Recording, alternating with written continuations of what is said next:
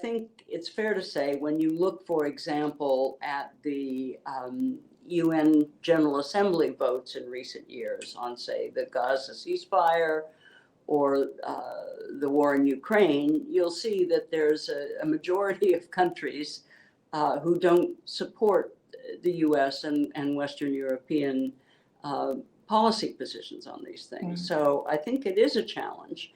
And I think what the US needs to remember is that soft power, which we have for many years and still do to a degree, employ in these countries, helping with development, giving access to trade, promoting investment, and advocating for values which, by and large, I think many people in the world agree with. It's what's happened with the US is we seem to have been inconsistent in our application of values like democracy, fundamental human rights, and so on. And that is what has kind of galvanized the South to take positions inconsistent with what the US wants to do. Yeah, actually, you jumped a little bit ahead to my second question here about the coherency, but I want to also go back to something you said. You said that many countries there have a problem with our Western outlook. How would you define a Western outlook in general? Can we describe this? Do we mean something very specific with that? Well, I think there are two things. One, when we look at the value side, it's democracy, fundamental rights, and focused on the Universal Declaration of Human Rights, which just had its 75th anniversary. And when you read through that, it's a very long and compelling document. You see that there's a lot of emphasis on the rights of the individual. And our competition in terms of values is with countries that view the sovereignty as the state as opposed to the individual as more important. The sovereignty of the state and national values as overriding the values of the individual. I think this is true of China, true of Russia, and so on. Now, one could argue, are we moving in the same direction? In terms of rights of the state over rights of the individual? Well, I actually don't think so in terms of a longer term outlook for the United States. But I can see why you mention that.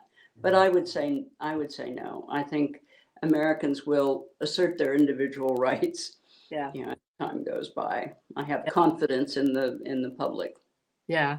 Now, do we have a coherent foreign policy in place? And I will tell you why I'm asking you that. Because when many countries abroad, particularly on the citizen side, for example, they always think, oh, the US foreign policy has never changed in the 60, 70 years or so. But when you actually look closer, there is a change in foreign policy. Now, the question is, do we have, particularly in the 21st century right now, do we have something that can be called a coherent foreign policy?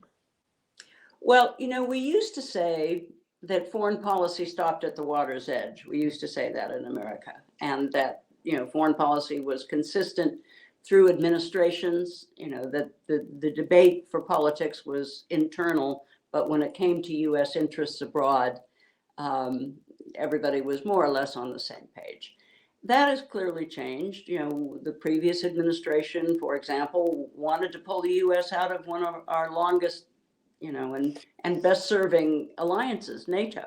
So there is a kind of debate again over the degree to which we should be involved abroad and spend resources abroad, as opposed to focusing on our problems at home. And it's a fair debate. It's a debate that countries need to have periodically. Certainly the United States needs to have periodically. I'm a diplomat, I'm an engagement person, so I believe we should be involved in the world. But there certainly is an argument on the other side.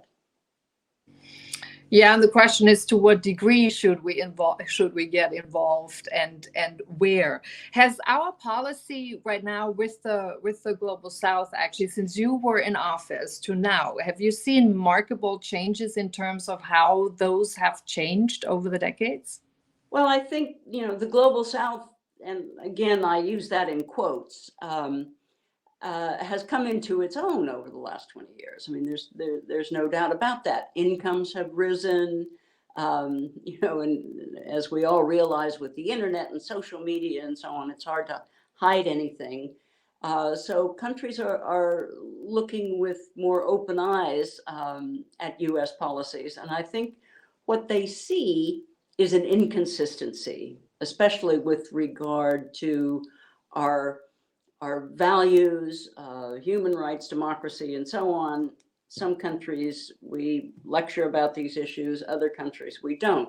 And of course, since 9/11, we've got ourselves into some wars, which are very controversial, both at home and abroad. When you think of Iraq and the long war in Afghanistan and other places we've become involved, Libya, Syria, so on. Um,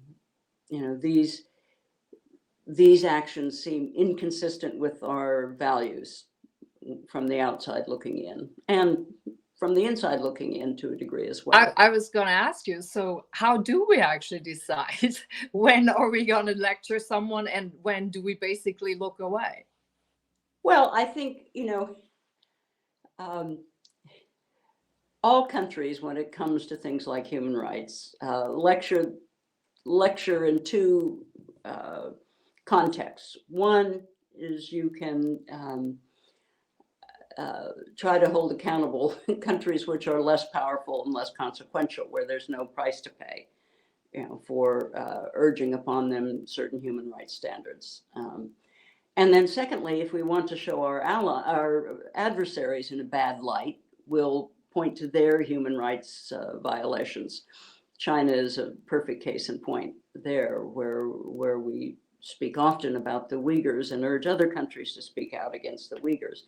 And some will and some won't. Some countries say, well, excuse me, why should I criticize China, which is a big and powerful country, when you don't criticize human rights violations, say, in a country like India? So we're getting more pushback than we used to. Yeah, and the calls for hypocrisy are getting louder and louder. So the question really comes up: are we at a point in the United States where we even actually, at this junction, so to speak, come to recognize and say, yes, we may be hypocritical at certain times? Do we own it? Well, I think there's no doubt that we're hypocritical at some times. But I think what we need to do about that is recognize, and I really do believe this, that many countries, I'm generalizing here, but many countries want us to live up to those values because they aspire to them as well. Individual rights, human dignity, equal opportunity for women, so on and so forth. And it's when we don't live up to them, these values, that it's unsettling. It's unsettling for others. So maybe we've set the values too high, have we? I don't think we've set the values too high, in the sense that they are aspirational. And this is, again, I come back to the Universal Declaration of Human Rights. When everybody signed on to that, nobody actually lived up to the standards in that document. So it was aspirational, and it was what countries agreed we should all aspire to. So I think the US is still in an aspirational position, but to be fair, in a lot stronger position than many countries. Yeah. So where do you think we struggle most in terms of living up to those high standards and values that, as you framed it so nicely, we're aspiring to? What are our biggest obstacles? Where do you see our biggest struggles, actually? Well, it's a question of our national security interests. That's what gets in the way of adhering to the letter of our aspirational human rights values. We set off in Afghanistan, for example, to protect our national security, after 9/11. And we went in, we got rid of the Taliban regime, which was harboring Osama bin Laden and Al-Qaeda. But then we kind of stayed and stayed and stayed and lost our way.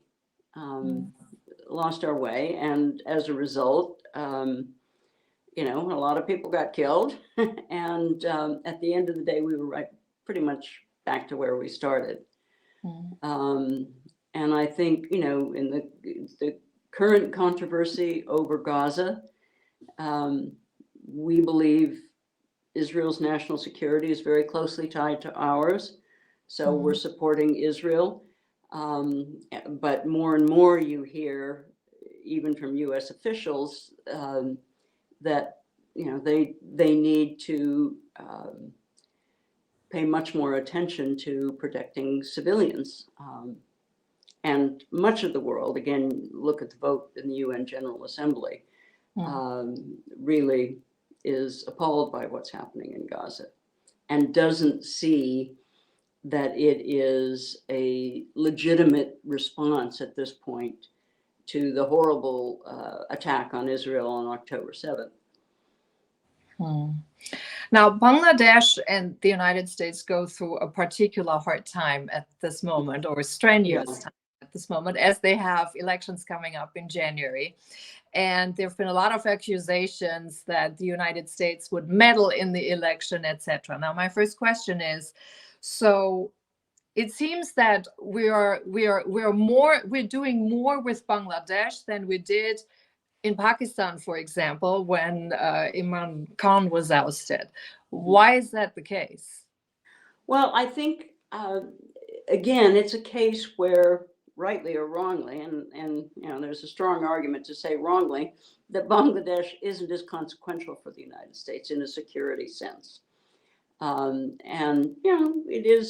it is very fair to say that the government has been very repressive with the opposition. And I think very few people expect this is going to be a totally free and fair election, which is, one of the values that we aspire to for ourselves and everyone else. So I think we got into a pattern of criticizing them, restricting visas for certain people that were directly involved in oppressive actions and so on and so forth. So I think it was more because we felt we could than a desire to be consistent across the board.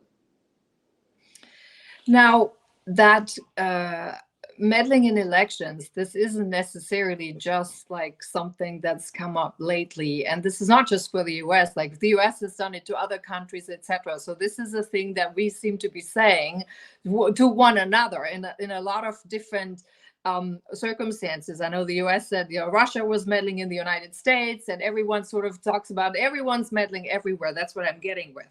And it kind of comes to a point. So what is actually meddling nowadays? Because with the internet and with the whole media and with everybody talks to everyone, it's a little harder to pinpoint and say what actually makes meddling with something.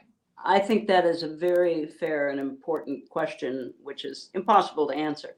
My own view in terms of what's happening in Bangladesh, and I'm not in government anymore, but I don't think we're doing anything more than making public statements and not allowing people involved in this oppression to get visas to the United States. I would not call that meddling in the election myself. Meddling is where, first of all, you really do try more active measures to have the election come out in a certain way. And I don't think we're doing that in Bangladesh. I really don't.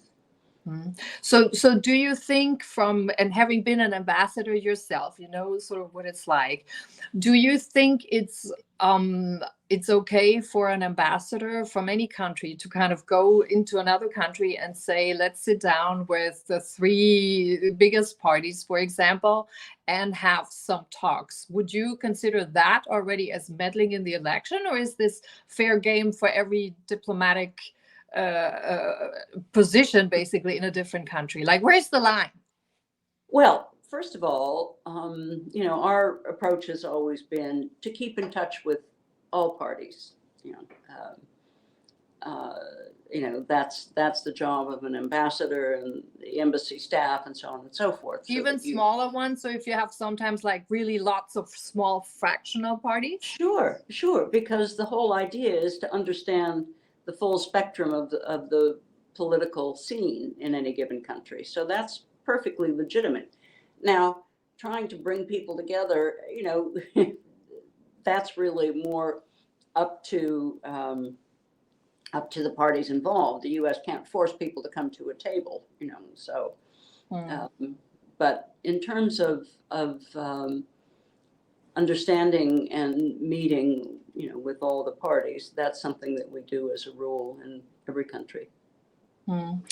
But so in this case, we only picked the third biggest ones. We didn't meet with all the smaller ones. Well, I don't know the details, and I wouldn't be surprised if you had people lower down in the mission meeting with smaller parties as well. I just don't know. Okay, so the process might be different. Yeah. And the ambassador, delegates,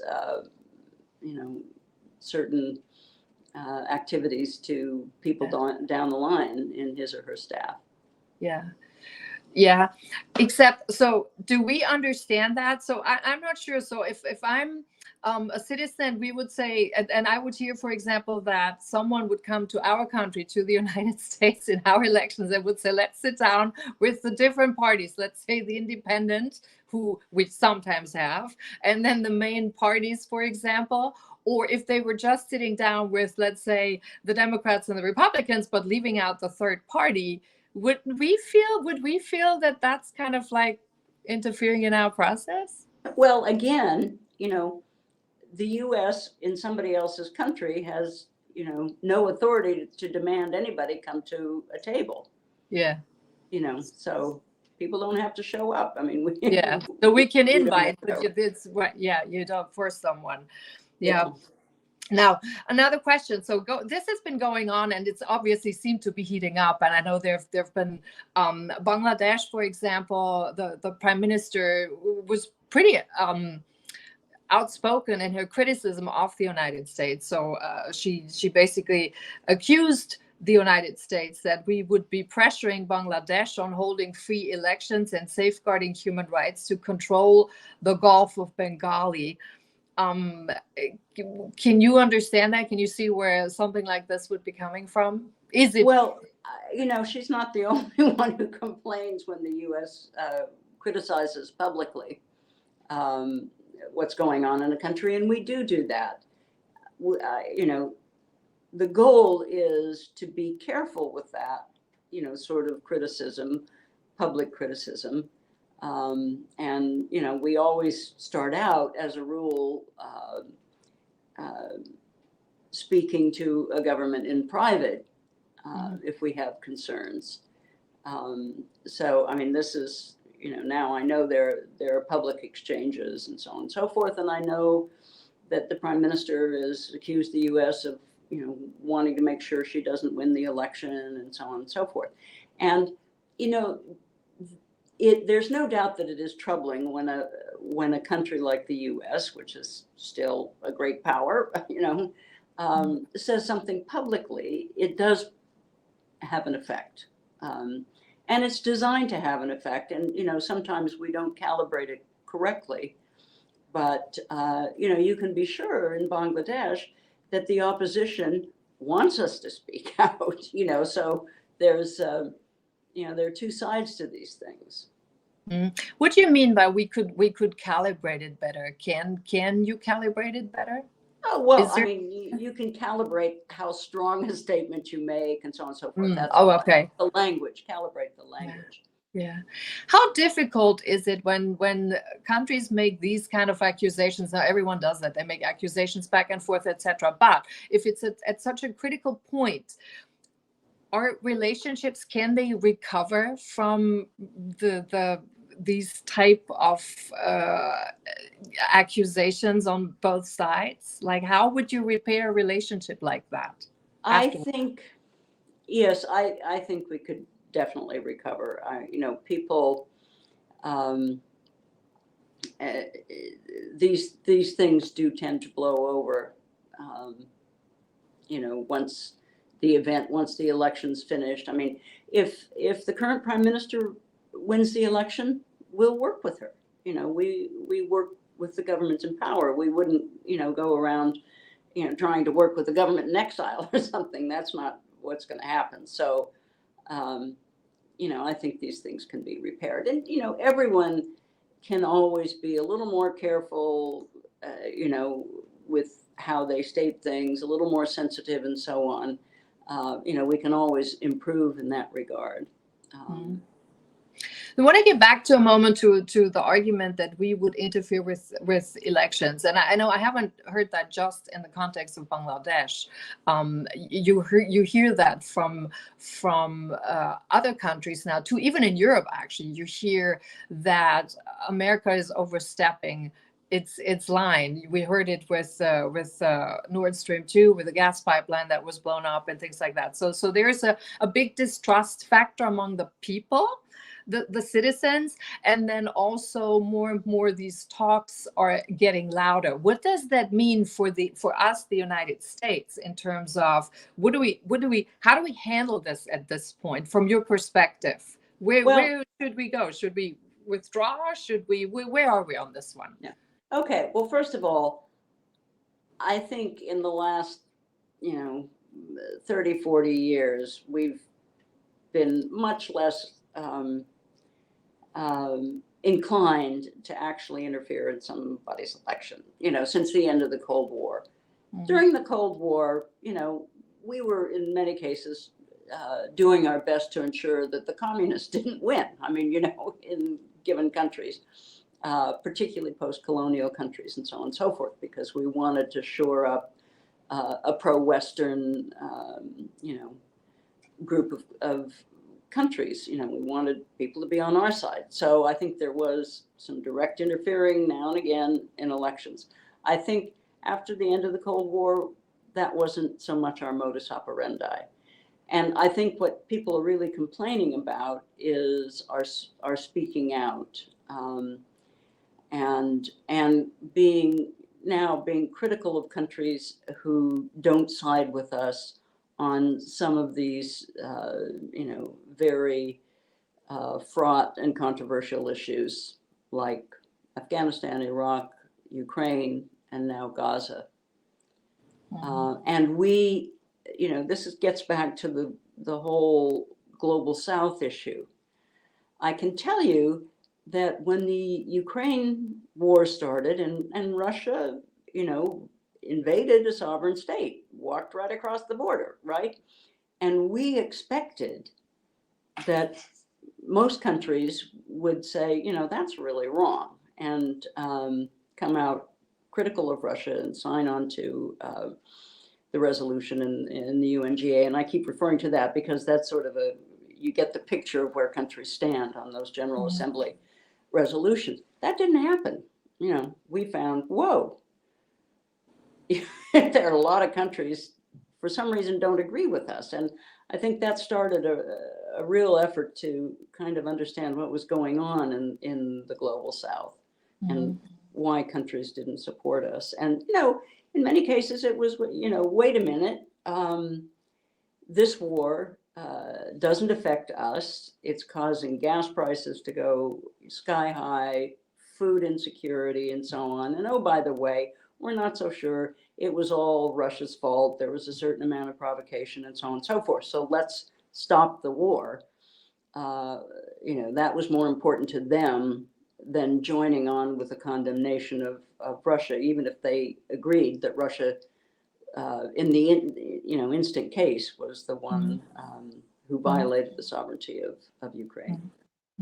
I want to ask your input on another point. When we usually speak nowadays about nations and we say we decided to step in and do something, or we decided to not get involved in something before, and I think in the 80s and in the 90s, maybe even the first decade, well, the first 5 years of 2000 or so, I think we was a little bit more coherent, meaning we had more of a unified something. That's at least how it feels.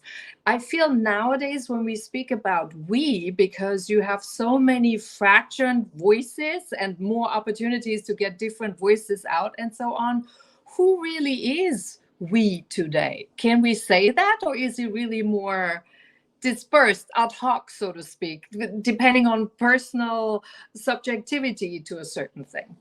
Well, I think when we speak of we,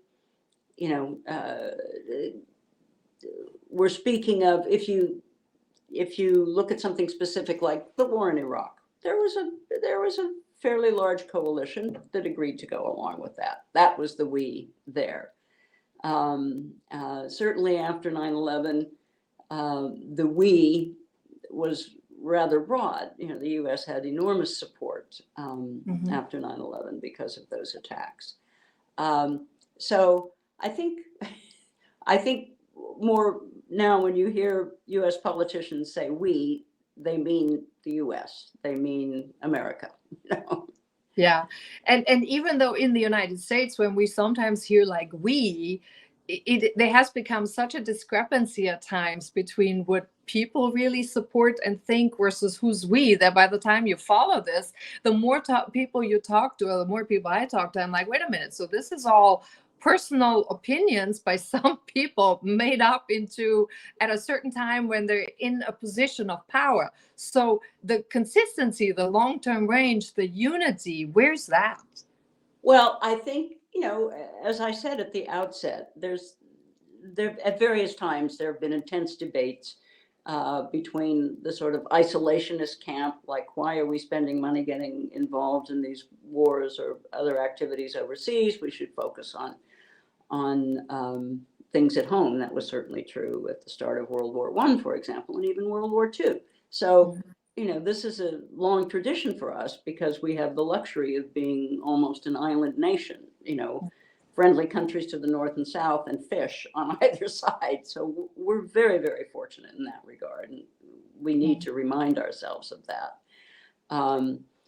So I think it's a natural division in the country, but it's not, I think most Americans would have, for example, a real sympathy with the Ukrainians being invaded, and particularly a lot of what went on in the early stages of that war and allegations of war crimes and all that kind of stuff. I think people are sympathetic, but the question then becomes, well, how much money do we spend over there, and how long does this need to go on, and so on and so forth. And then it gets into a bit of a gray area. I think people were sympathetic with the Israelis on October 7th. My heavens, for a small country and a country that had prided itself in being able to look after its borders, that was a real shock. But then things evolved so quickly that I think, sympathies are divided, or people have sympathy now with both sides. And governments, when they say we, they mean the policy that they're pursuing, and there's no specific way to make a foreign policy or any other policy exactly in attune with what you think the public is thinking. I mean, you can't have a referendum on every single thing. So the way we have a referendum is we have an election, and if people didn't like what the last group were doing, they throw them out and bring somebody else in. Does that, so there's plus and minuses, as I would always say. Like, we have term limits on things. The plus thing is that if we don't like someone, we kick him out, we get someone new. The downside is, of course, always if it's so limited, particularly in foreign policy, and you have a new administration coming in that sees things differently, the changes by the time they are actually effective and trickle down and so on, it's almost like then the administration is already back out. Yeah, no, you're right. But, you know, you have to say, what's a better system?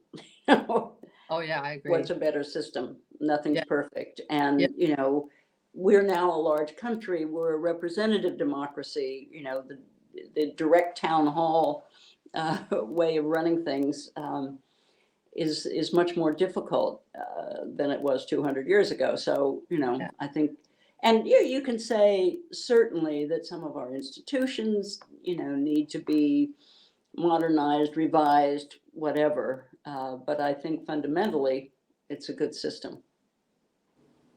Which also means we can actually renew our institutions because we have a system in place that would allow us Yeah. to do that.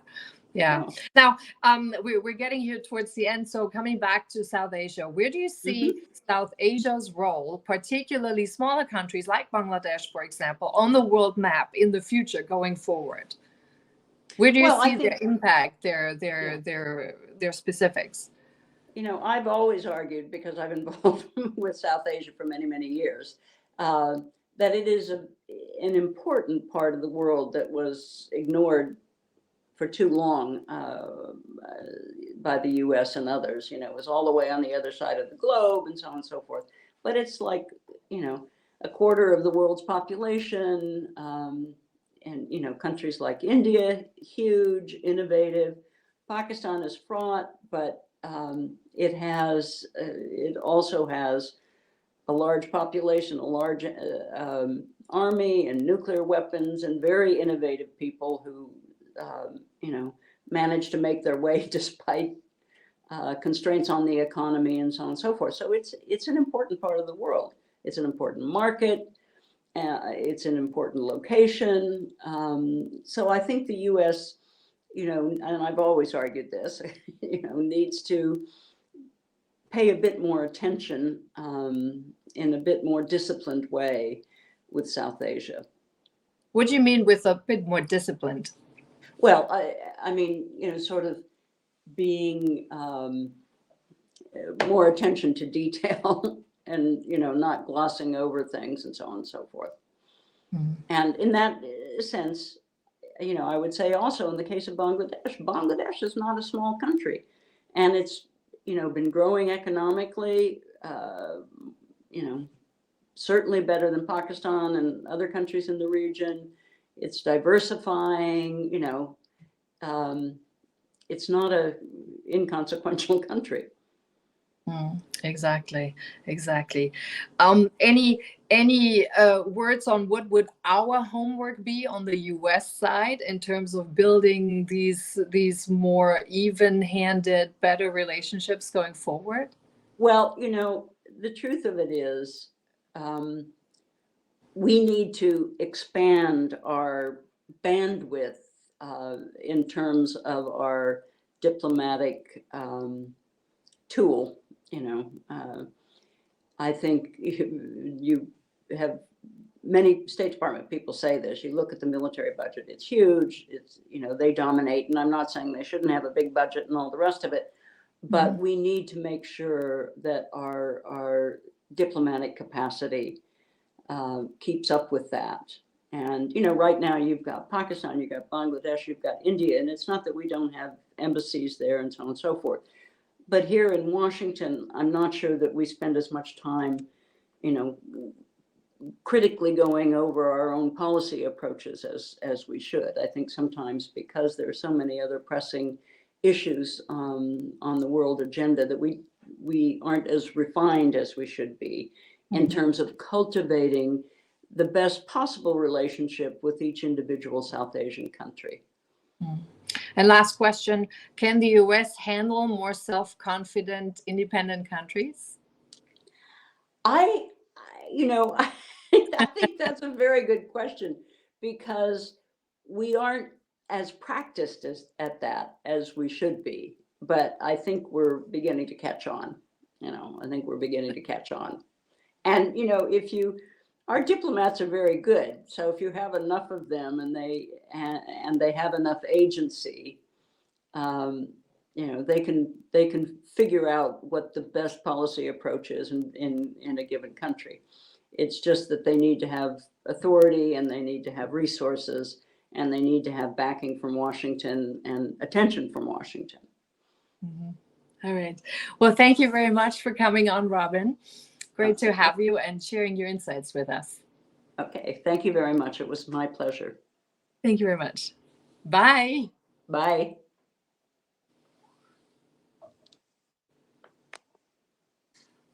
Armand?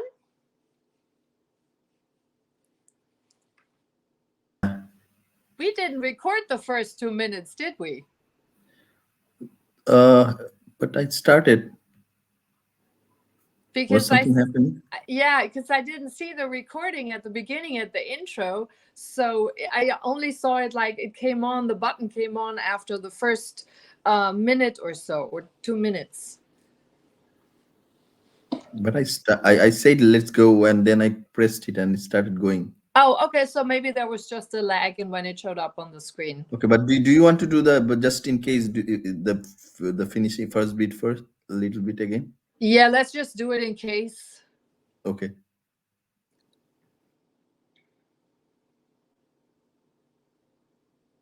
Can I go?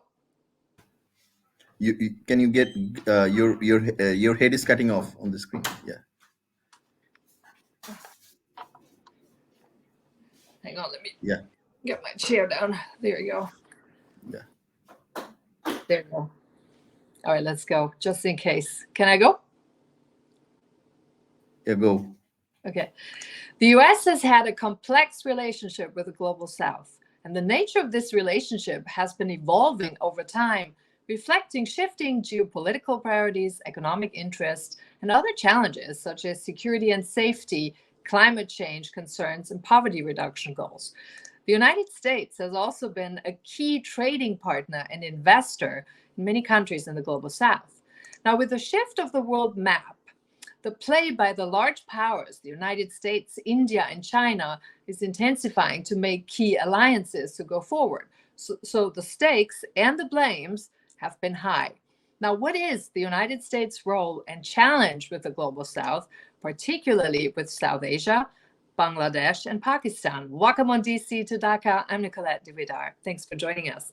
Discussing with me today is Ambassador Robin Raffel. She's an American diplomat, CIA analyst, and expert on South Asian affairs. She was appointed by President Clinton in 1993 as Assistant Secretary of State for South and Central Asian Affairs, and held several South Asia-related positions over the years since then. Thanks so much for coming on, Robin.